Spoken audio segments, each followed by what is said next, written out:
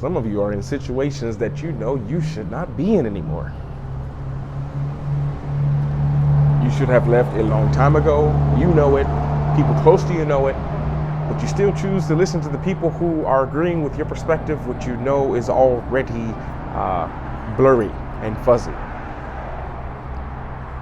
So the question that I have for you is, do you love yourself enough to... Most of you just feel that word in yourself. You know, I was dealing with a client, or that just happened a few times, even in conversation. And when someone's really stuck and they know, you know, you can understand, you gotta understand there's two parts. I mean, there's a lot of parts, but there's two parts you can really tell the difference to if you're a great listener. And some of you guys who are here, most of you who are here, especially watching the videos that I put out now, are either a great listener or striving to be one, because you realize that listening allows you to help more people.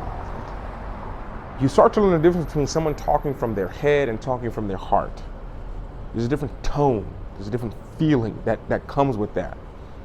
And with that being said, a lot of times when someone's struggling with something, especially that's a head thing, their heart wants to do one thing, but their head is telling them to do something else, and you can feel the frustration that someone has who's dealing with this. It's the exhaustion that you would feel. Someone who deals with this, they struggle to sleep, they struggle to wake up, they wake up tired, and not like a physical tired. Physical tired, yes, but it's more just like they've been wrestling all night in their mind and waking up with this just like, oh, still have to deal with this. We haven't made any progress. And one of the questions that really help get people back on track is something along the lines of, well, what would you do if you loved yourself? Which sounds very simple. Like, well, if I love myself, I would do this. But most people don't even understand what that feeling's like, because it's been so long.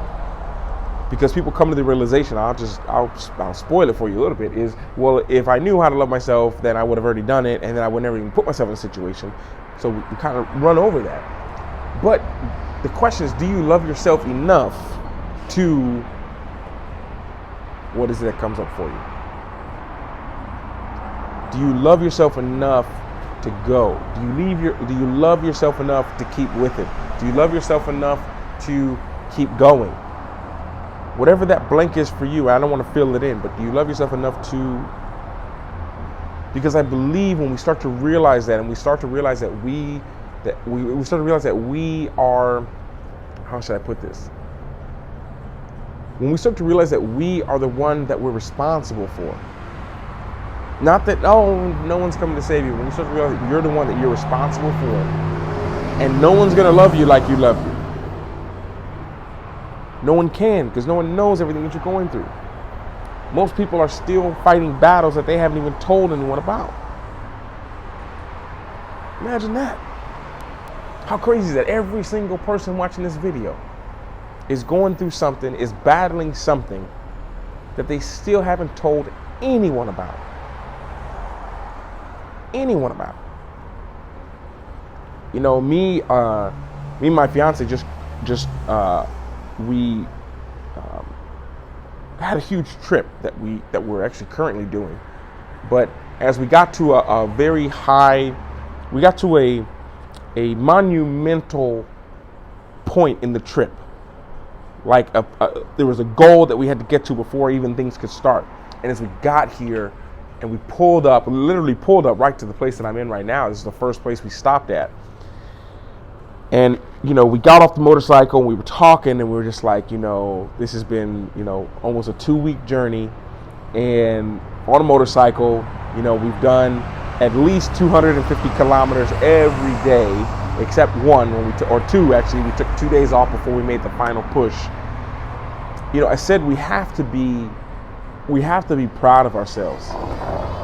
And then I said, more importantly, we have to be proud of ourselves for the battles that we fought that we didn't even know that we were fighting, that we didn't know the other person was fighting. Because I said something along like, whatever battle you were fighting, battles that I could never understand and have no idea about.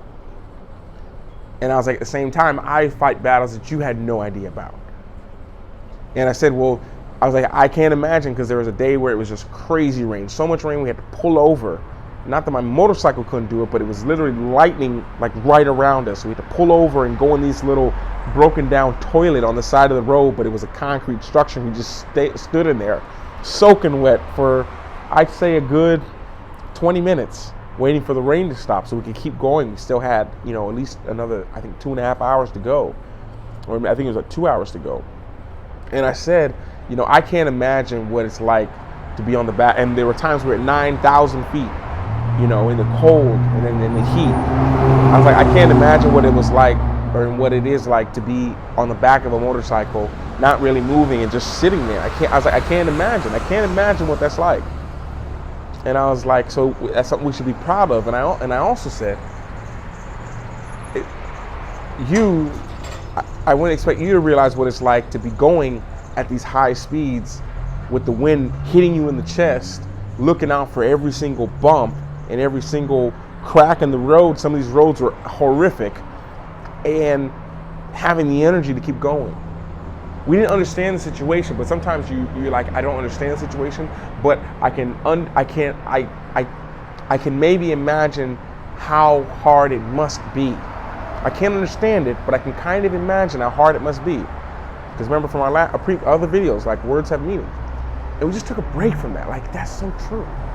Can we just get to imagine what it feels like for the other person? Maybe you can't imagine what it feels like to love yourself, maybe. But can you imagine what it feels like for someone who does love themselves? We all know people who love themselves. We call it stuck up and proud. But really, it's someone who just loves themselves maybe a little bit too much, if that's even possible. But that's how it's seen by society. Like, it's not okay to love yourself. And the more I thought about that, the more I was like, well, if you did love yourself, like for someone who does love themselves, what would they do? Or if you did love yourself, whatever you choose to make that mean, the love that you have for yourself, whatever you choose to make that mean, like, you would start to do what? What would you start to do more of if you just loved yourself a little bit more?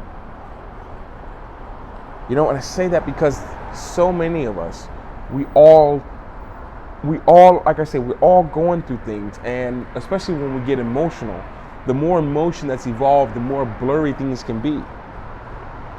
Anyone who stayed in a relationship too long can tell you that. An expired relationship too long. Like, the more that you're involved and the more attachment you have, the harder it can be, because it's easy. I heard someone say this to me, and it helped me get out of a former relationship that I knew I should not have been in. I figured it out way too soon and stayed in it way too long.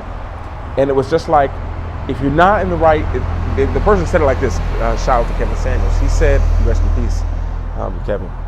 He said something along the lines of, like, if you know you shouldn't be with this person, he said, but you can take that and apply that to anything. He said, leave.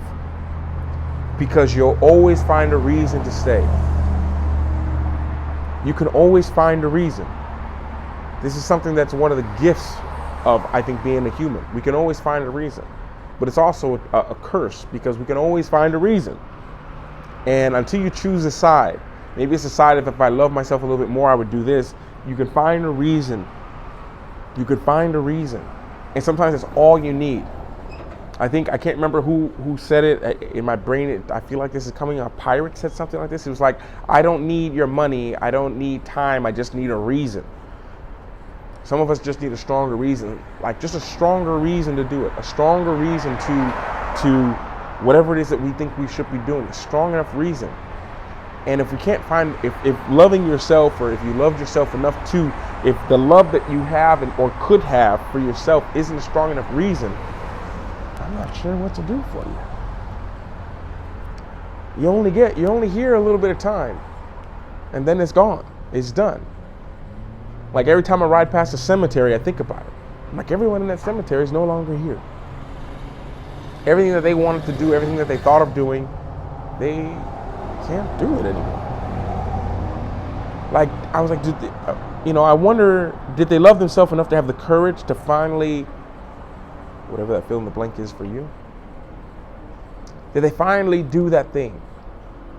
Because at the end, I really believe at the end of our lives, we're all going to sit there and we're going to have thoughts, and we're going to have questions that we're going to ask ourselves. And I find that the more I'm able to reverse engineer those questions that I ask, sometimes if I'm doing something special with a client for something like this, or if I'm just having a deep conversation, and I'm like, what are the top 3 questions you'd ask yourself at the end of your life? Like, did I do, like one of them, I remember I talked with someone, and they're like, did I do the most I could with what I knew? And I love that answer. I use that for myself now. Because we can always do more once we learn more, but with what you knew, I was talking to someone the other day, I was like, and they were trying to look at the situation like, well, I didn't know it was going to happen, but I'm like, well, with what you did know, we did the best we could. We can't plan for something that went off the plans. And if you can look back and say that to yourself, that really matters. And when you live out of that energy of love, I think that everything in life, because I can go on and on about this, I think everything just gets a little bit more clear and gets a little bit more purposeful. And I think we're living in a world where everyone's purpose is just kind of going away. The more technology, the more things that come around, the more we're on to the new thing. And we kind of forget that little kid in us that had this dream. This little kid in us just loved life. They think about the song Frozen, let it go. They just sing it. They don't have to wait to the shower to sing. They just sing wherever they are. Have you ever seen a kid like a 4 or 5-year-old? They just sing.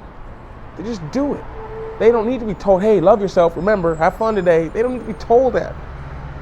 I've seen kids all over the world. Seen them in places where they got everything. And I've seen them in poor villages where they're playing on trash. And to be honest with you, the kids that were in the poor areas seem to have the most fun, oddly enough. But more importantly, just if you did things that would make yourself proud and use the word love, I think things would be just a little bit more beautiful and sunny, just like here in your life. And with that, I wish you all the best. I will speak to you all really soon. Have a beautiful day. And I'll see you guys here or in the podcast, or I'll see you around soon. Take care.